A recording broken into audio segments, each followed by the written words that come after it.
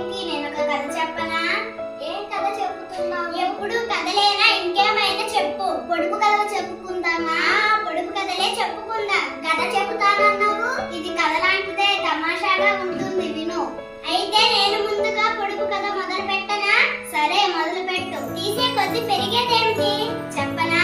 చెప్పనా? నుయ్యి అవునా? కాదు, నేను చెప్పనా? చెప్పేస్తున్నా, గొయ్యి. అవును, గొయ్యే. నుయ్యి మాత్రం పెరగదా ఏమిటి? సరే, ఈసారి నువ్వొక పొడుపు కథ పొడు చూద్దాం. వెండి గొలుసు వెయ్యడమే గాని తీయలేము, ఏమిటో చెప్పుకోండి. ఏంటబ్బా? నేను చెప్పనా? హారం కదూ? కాదు, నువ్వు చెప్పు సీతి. గోడ కదూ? కాదు.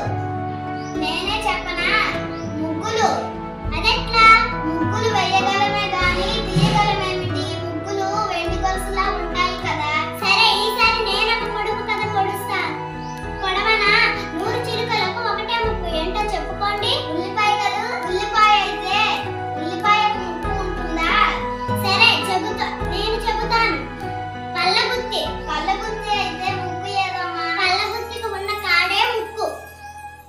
ఈసారి నేనొక పొడుపు కథ పొడుస్తాను, మీరు విప్పండి చూద్దాం. సరే, విప్పుదాం, పొడు. పచ్చ చొక్కా వాడు చొక్కా విప్పుకొని నూతిలో పడ్డాడు, దీన్ని విప్పండి. జాంకాయ కదూ?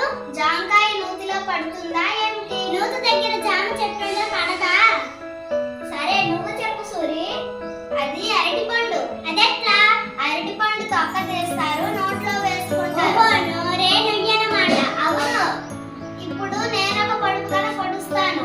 ఇంట్లో కలి, ఒంట్లో కలి, దీన్ని విప్పండి చూద్దాం. ముందు నువ్వు ఒకటి విప్పు, మిగతావి మీరు చెబుతావు. ఇంట్లో కలి అంటే రాకలి, ఇప్పుడు విప్పండి. ఒంట్లో కలి అంటే ఆకలి కదూ? సరే, బాగా